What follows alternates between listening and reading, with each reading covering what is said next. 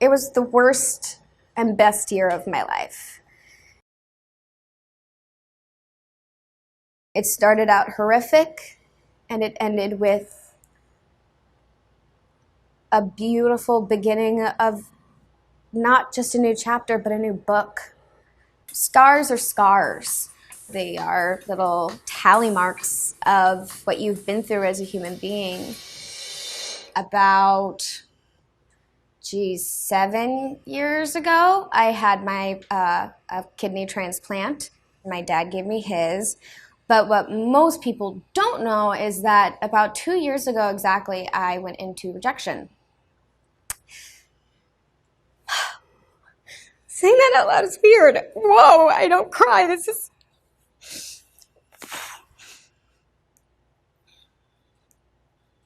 You know, when a family member gives you a second chance at life and it fails, it almost feels like it's your fault. And it's not. But it does.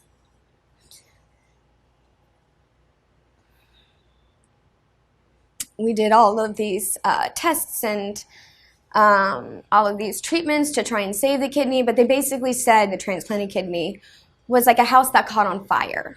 You can't unburn a house. So that's when it kind of sank in that this was a real issue. And that's when I started dialysis because everything just went kaput.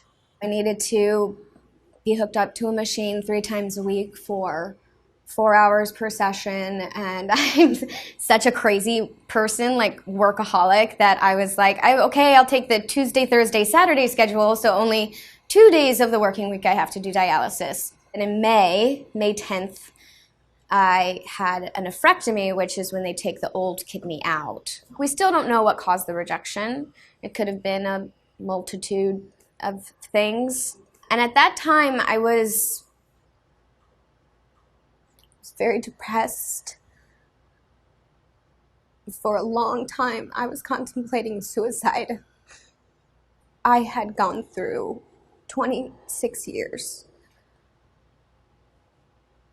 of always being a burden, of always having to be looked up after, having to be cared for, because I've always had health issues. And it's a really helpless feeling. Things like this can be really hard on a person.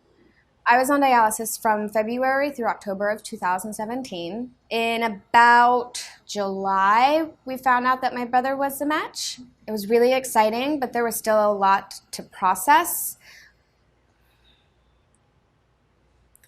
When a second family member, someone who you're supposed to look after, like a little brother, wants to give you a third chance at life, it's scary because you don't want to feel them. I felt a lot of pressure to make sure that it was good. It was a crazy whirlwind weekend. September 16th, I had an Emmy party and my first date with my now boyfriend, Wells. The 17th was the Emmys. 18th, I had work on Modern Family at 6 a.m. and then I went to dialysis afterwards, and then I had to be at the hospital at 4 o'clock in the morning for my transplant the next day. I've never been ashamed to show my scars. I had had 7 surgeries before the age of 4, one when I was 20, 21, and then I was diagnosed with endometriosis. I had an endometriosis surgery laparoscopically. When they went in to take out the old kidney, they got a hernia. We got in a car accident in Modern, and it made it like 500 times worse. So I would say at least 16 surgeries in 26 years. 27 years. For the first transplant, they cut in like this. It kind of looks like either a samurai sword attack or a shark bite. For the nephrectomy, where they take out the kidney, it's pretty much the same, just in a different curvature. And then the second transplant, they put it on the other side. So now I have that from there to there. When they do a kidney transplant, they connect the new kidney to your old kidneys in the front. They put it in the front and it sticks out. I call it my Koopa, kidney upper pussy area. Always have, will forever. For me, it's always hard for Koopa to be on display. Still mentally, it's hard to get over that. But I think personally, for someone being so tiny, to have a stomach that looks like the New Jersey Turnpike just shows who I am and what kind of character I have. I'm healed. My numbers are good. I'm stable. I'm so grateful for my entire family. I think love is the most important thing on this earth. Obviously love and health. But love will get you through that. That's what keeps me going. It's just like, my name is Sarah. I have 2 of the most amazing dogs in the entire world. I have the best boyfriend ever who has the 3rd most amazing dog in the entire world.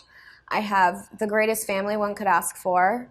I love working. I love acting. And I love this and I love that and I love all of this. Oh, and also, I have endometriosis. Oh, and also, I have kidney failure. Oh, and also, I'm a 2-time kidney recipient. Oh, and also, I had a freaking hernia for almost a year that went unnoticed. Oh, and also, I have this. That list doesn't stop, but that list doesn't hold me back from anything. I won't let it.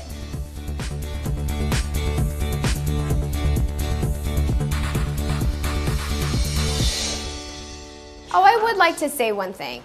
I would like to say a special thank you to my dad and my mom. My mom for sacrificing her entire life to be a caretaker for me. For my dad for the first time around. For my brothers this time around. Especially my brother because he has a whole life.